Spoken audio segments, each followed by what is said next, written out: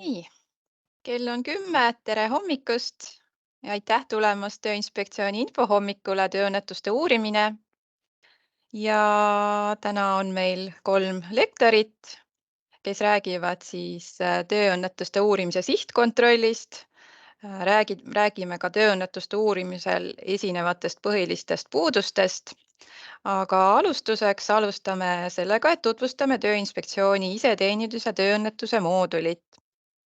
Ja kõigepealt annangi sõna meie tööelu infosüsteemi projektijuhile Madleen Mäele. Et head kuulamist. Tere kõigile ka minu poolt. Loodan, et mind on kenasti kuulda. Nüüd võib juba vist kevadist, mõnusat kevadist reede hommikut soovida, kuigi aknast väga kevadine veel ei paista. Mina alustaks omalt poolt tööelu infosüsteemi iseteeninduse poole tutvustamisega. Püüan jagada slaide ka ja siis lähen edasi. Natukene räägiks võib-olla mõne sõnaga ennem alguses üldiselt ka meie tööelu infosüsteemist TEIS. Ja siis juba näitaksin konkreetsemalt tööõnnetuste moodulit ja just seda poolt, mis on teie kui tööandjate jaoks kättesaadav ja oluline, kus te saate teavitada Tööinspektsiooni juhtunud õnnetusest ja esitada ka oma uurimise andmed või uurimistulemused peale uurimise läbiviimist. Ja seda moodulit ma püüan näidata juba päris praktiliselt demo keskkonnas, sest mulle isiklikult tundub alati, et selline demo versioonis päriselt praktiliselt keskkonna nägemine annab rohkem kui võib-olla slaidi pealt lugemine. Ma lihtsalt loodan, et see demokeskkond meil toimib. Juba ette vabandan natuke ära, et vahetevahel seal esineb tõrkeid, et kui tuleb mõni punane teade, et siis ärge pahandage, et see on tõesti demokeskkond ja kõik need andmed, mida ma sealt näitan ja näen, et need on ka testandmed, et need ei ole ühegi tööandja päris andmed. Aga ma natukene räägin üldiselt, et kes on kuulnud, kes on juba võib-olla mõnel varasemal infohommikul või infotunnil natuke kuulnud, siis loodan, et ei pahanda, aga mõne sõnaga tutvustan üldisemalt ka süsteemi. Tööinspektsioon on arendanud nüüdseks juba 2-3 aastat uut infosüsteemi, mis koosneb laias laastus meil 3 osast. Täna peamiselt puudutamegi iseteenindust, mis on tööandjatele, töötajatele. Nüüd seoses tööõnnetuste mooduli laivi minekuga tegelikult ka kannatanutele, kes ei pruugi enam ollagi teie töötajad võib-olla, aga nad saavad ka samuti siseneda iseteenindusse ja osaleda uurimises. Siis on ametnikurakendus, mida kasutavad Tööinspektsiooni töötajad ja see on seotud iseteenindusega ja nad saavad suhelda sealt poolt teiega ja viia läbi menetlusi ja uurimisi ja olla teiega kontaktis. Ja siis on avaandmete portaal, kuhu me kuvame andmed ja dokumendid, mis on seadusega ette nähtud avalikustada. Nii, natukene räägin võib-olla sellistest üldistest põhimõtetest, mida me üldse tööelu infosüsteemi kui suure süsteemi arenduse puhul püüame kindlasti meeles pidada. Mis on meie ideed nende tegevuste taga seal? Miks me võib-olla täna teeme asju teisiti, kui te olete harjunud võib-olla varasemalt? Et natuke sellist konteksti anda. Esimeseks põhimõtteks on see, et tööandja esitab andmeid ühe korra. See on selline võib-olla ka laiem riigipoliitika, et kord riigile esitatud andmeid teist korda me ei küsi. Ja püüame kõik juba teie poolt kuhugi antud andmed saada teistest registritest, näiteks äriregistrist, töötamise registrist, rahvastikuregistrist. Et kui te olete näiteks oma ettevõtte andmed juba äriregistrisse andnud, ma ei tea, kas või infopost, et siis me ei palu teil seda eraldi kuskile sisestada, vaid saame selle sealt ja saadame teavitusi ka sinna. Teiseks oluliseks põhimõtteks on dokumendilt infovahetusele. et seni on see praktika olnud nagu selline pigem, et dokumendi saadad e-postile, meie võtame vastu, registreerime, salvestame selle kuskile, et teisi point on see või nagu idee on see, et ei peaks mingit dokumente looma, vaid et te logite sisse, sisestate vajaliku info väljale, salvestate, see on seal olemas. Et see on selline, meie point on see, et nagu vorm pole oluline, aga sisu on. Siis loobume e-kirjadest kogu suhtlus ühes keskkonnas. Siin on nagu mitu aspekti. Eelkõige me sellega kindlasti püüame hoida kokku ressurssi. Seda samast registreerimise aega ja sellist nii-öelda see aeg, mis muidu kuluks ametnikul sisulisele tööle tegemisele, et nüüd ta nende e-kirjadega peab seda registreerima ja seal toimetama selle nagu siukse poolega. Ja teiseks e-kirjad on ka ebaturvalised. Et nagu teada, siis praegu liigub palju õngitsuskirju, ei tea, kas manused on turvalised või mitte, kas neid võib avada, ega nad pole mõne viirusega nakatunud ja nii edasi. Nii, siis veel on üks oluline põhimõte, tööandjad abistavad meeldetuletused. Siin me kindlasti saame veel paremaks oma süsteemi arendada. Meil on ka plaanis nüüd lähiajal teha selline täiendav analüüs ja arendus just selles osas, et kust kohas me süsteemis veel saaks täiendavalt selliseid automaatseid sihistatud teavitusi tööandjatele saata, mis neid aitaks, mis võib-olla ütleks neile, et teil töökeskkonna esindajaks määratud isik on töölt lahkunud, et teil oleks tarvis uus inimene sinna määrata või et riskianalüüs on ammu uuendamata, et võib-olla äkki vaatate üle. Et sellised abistavad teavitused on kindlasti suur eesmärk meil süsteemis. Täna mõned juba ka on olemas, aga siin kindlasti liigume veel selles suunas, et neid täiendada. Siis võib-olla väga oluline konteksti andev teadmine on ka see, et teenuste arendus on meil pidev. Et praegu nii-öelda arendame pidevalt uusi teenuseid süsteemi ja nende teenustega on selline idee, et me püüame nad võimalikult vara nii-öelda teile kättesaadavaks teha, mis tähendab omakorda, et nad esialgu ei ole veel perfektsed võib-olla. Aga meil on selline mõte, et me ei tahagi neid ise oma peaga niimoodi Tööinspektsiooni kontoris ise omaette nuputades perfektseks teha, sest me tahame saada tegelikult teie tagasisidet ja teie nagu peegeldust sellest, et mis on tegelikult vajalik, mida oleks tegelikult vaja, mille osas te puudust tunnete, mida tuleks parandada, mida mitte.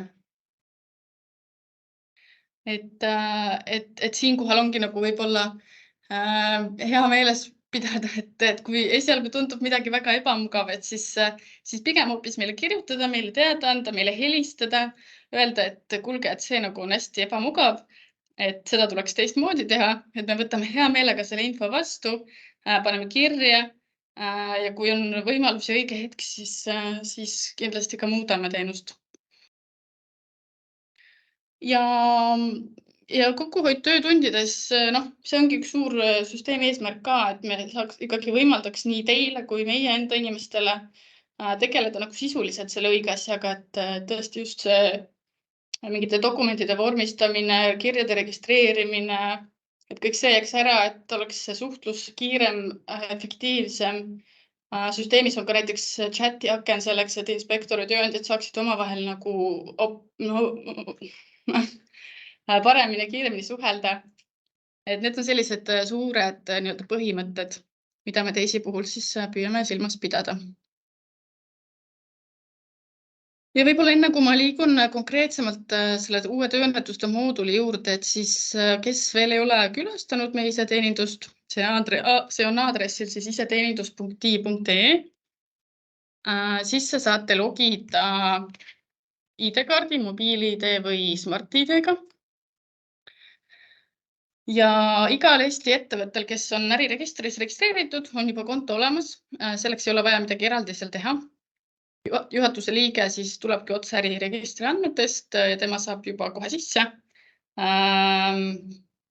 Saab seal esitada ära ka töökeskkonna esindajad, töökeskkonna spetsialisti, esmaabiandjad, juhatuse või need volikogu ja nii edasi. Kui ta töökeskkonna spetsialisti määrab, siis töökeskkonna spetsialistil on üsna sarnased õigused nagu tal endalgi, ligipääs siis näiteks menetlustele, õnnetustele, saab muuta esindajate andmeid ja nii edasi. Tavaliselt töötajad, ettevõtte töötajad saavad samuti iseteenindusse logida, kuid nende puhul on siis see info-hulk, mida nad näevad, palju piiratum ja nad ei saa teha ka muudatusi, et nad saavad lihtsalt nagu näha näiteks, kes on siis nende ettevõtte töökeskkonna esindajad, mis on nende ettevõtte riskianalüüs ja tegevuskava. Ja kui te olete selle sisselogimise ära teinud, siis kuvataksegi teile siin ettevõtted, kellega te seotud olete. Et siin selles näites on näiteks minu enda näide. Ja sisselogimise järgselt siis satutegi töölauale. Minul on siin see testkeskkonna vaade, mul on väga palju tähtaja ületanud tegevusi, aga idee poolest siis teile kuvataksegi siin töölaua peal kohe niisugused tähelepanu vajavad tegevused. Erinevatest menetlustest siis näiteks antud juhul, et see aitab teil võib-olla hoida oma tegevustel ja vajalikel toimetustel silma peal. Tavaolukorras neid kindlasti siin nii palju ei ole nagu minul praegu. Ja siis on siin vasakul menüüs, vasakul ääres on siis erinevad sellised teenuste menüüpunktid.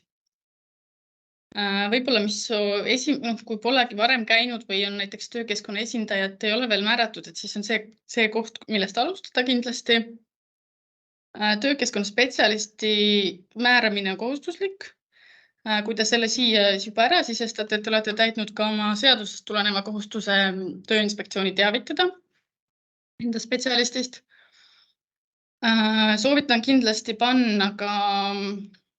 lisada ka selle e-posti aadressi töökeskkonna spetsialisti oma, sest et siis hakkavad teavitused minema ka konkreetselt tema e-postile.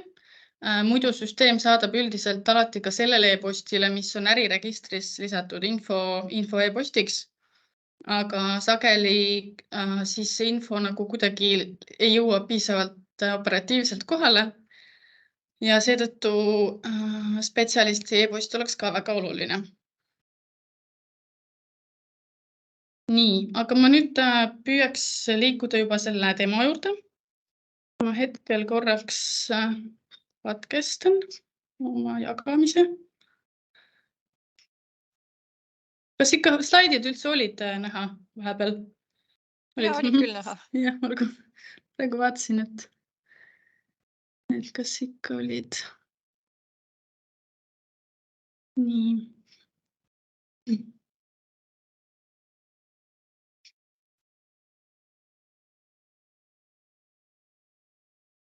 Nii. Ja nüüd ma olen siin testkeskkonnas.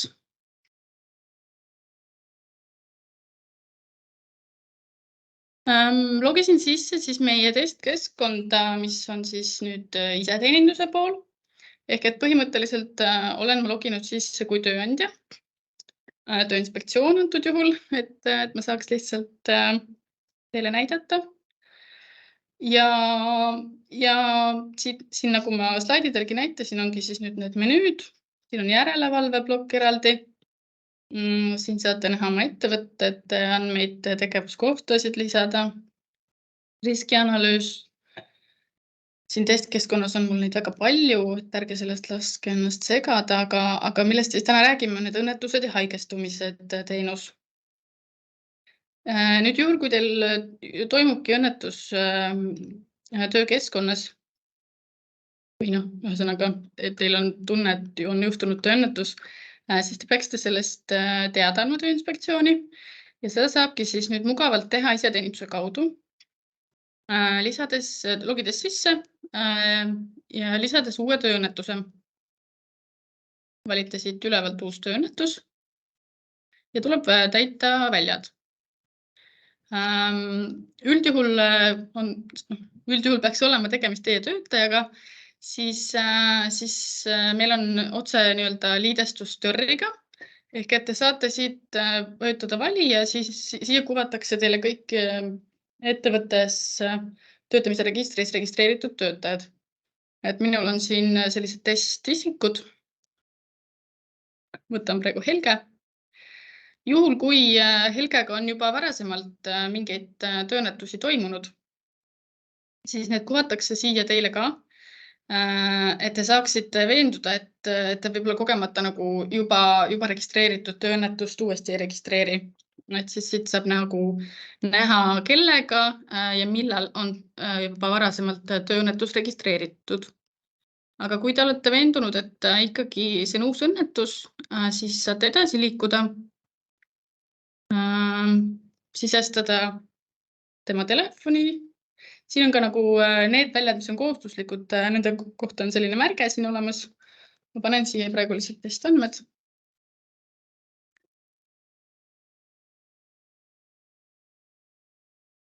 Saate märkida, kas tegemist on lähetatud töötajaga või ei.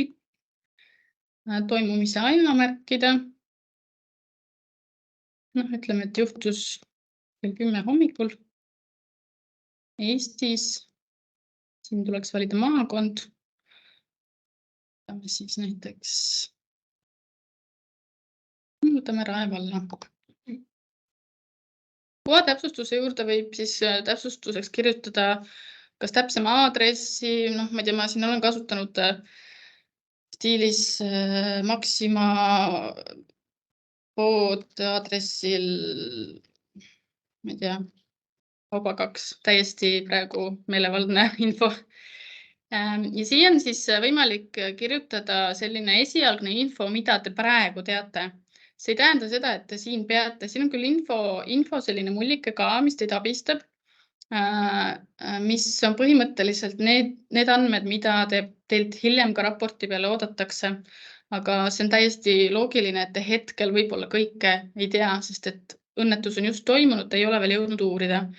Ehk et see tuleks kirjutada lihtsalt esialgne info selle kohta, mida te juba teate.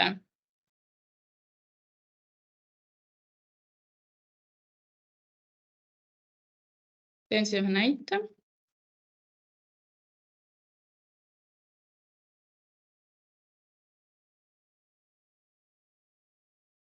Ja nüüd te saate salvestada ja siia teile kuvatakse info ka, et selle tegevusega Tööinspektsiooni teavitatakse, kui te saate neid andmeid hiljem täiendada. Salvestan ära. Ja ongi tööõnnetus registreeritud ja te saate seda uurima hakata ja Tööinspektsiooni on samuti teavitatud.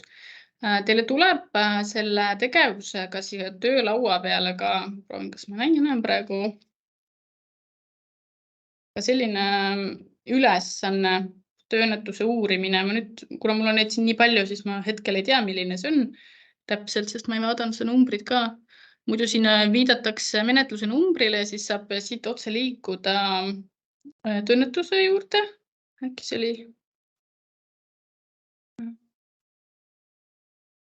oli see või? Ootame. Ei, see ei olnud see.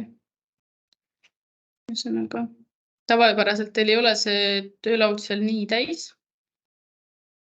Siis on nagu arusaadavam see. Ja samuti oleme süsteemi siis püüdnud teie abistamiseks panna igale poole selliseid abistavaid info nagu tekste, et aidata teil nagu paremini orienteeruda selles, et mida tuleks edasi teha. Nüüd on see tööõnnetus teie poolt uurimisel. Teil on seadusest tulenevalt seal mingi periood neid uurimist läbi viia ja siis esitada uurimistulemused. Nüüd seda tööõnnetust tuleks teil vaadata põhimõtteliselt kõikide nende sakkide vaatest. Et see tööõnnetus iseeneses on jagatud siis erinevate sakkide peale. Kõigepealt on üldandmed. Siin te näete, mis see juhtumi numbriks sai. See on teie uurimisel. juhtumi liiki ei ole inspektor veel määranud. Et kas ta olenevalt siis oli ta siis tööõnnetus või mitte. Töövõimetusandmeid veel hetkel ei ole. Tegelikult meil on X-tee liidestus ka haigekassaga ehk et kui haigekassas on sellele inimesele töövõimetusleht avatud, siis kuvatakse siia ka need töövõimetuspäevad. Ja siin te näete ära tööinspektori nime juures, et milline tööinspektor tööinspektsiooni poolt on siis määratud seda juhtumit haldama.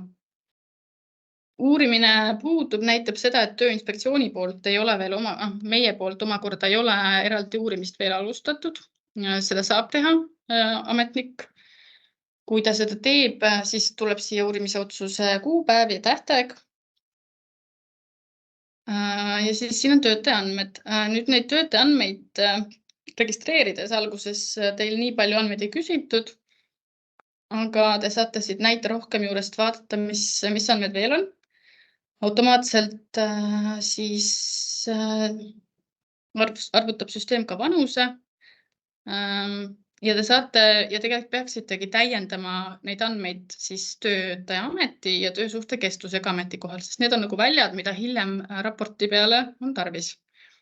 Et selleks, kui te lõpuks hakkate raportit esitama, siis peaks need väljad täidetud olema. Ma hetkel neid just ei täida, et pärast näidatagi, kuidas see nagu välja näeb. Nii, siis on tööandja andmed, siin te saate samuti täiendada. Täidame siit ära. Siin on kohustuslik väli, mitte kohustuslik väli, aga väli, mida saab täita, kui õnnetus juhtus mingis ühes konkreetses struktuuriüksuses.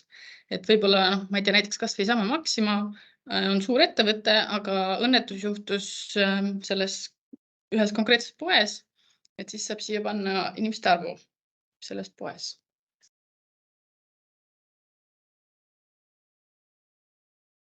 Nii, ja siin ongi siis näha, et hetkel uurimise menetlust pole Tööinspektsiooni poolt algatatud ja samamoodi ka pole tavapärast sihtkontrolli algatatud. Toimumise asjaoludesse kuvatakse teil siis see info, mida te esialgu registreerides sisestasite. Seda on võimalik samuti muuta. Ja nüüd, kui te oletegi, ilmselt peate siis uurimise läbi viima, tulete siia uurimise saki alla ja olete aru saanud, et tõepoolest jah, oli tegemist tööõnnetusega. Mul tuleks esitada raport, siis alustate raporti koostamist. Siia tuleks siis valida tegevusala, millega seotult see õnnetus juhtus. Et ma olen aru saanud niimoodi, et üldjuhul on see ikkagi seesama tegevusala, mis on ka ettevõtte tegevusala, aga kuna praktikas vist esineb ka olukordi, kus need tegevusalad üksteisest nagu erinevad, siis tuleks siit valida just see tegevusala, mis on seotud selle tööõnnetuse juhtumisega. Ma võtan siis praegu suvalise. Nii, nüüd see on nüüd oluline koht.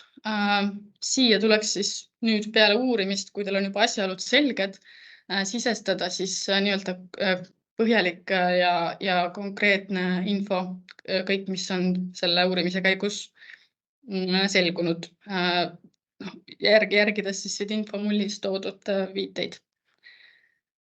Et siia saab siis teksti täiendada.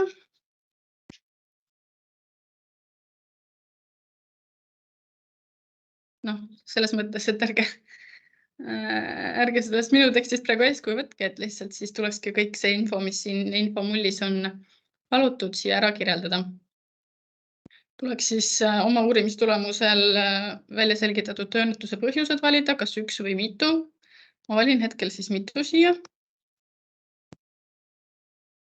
Ja samuti nagu õnnetuse raportil on palutud seoseid riskianalüüsiga märkida, siis märgin.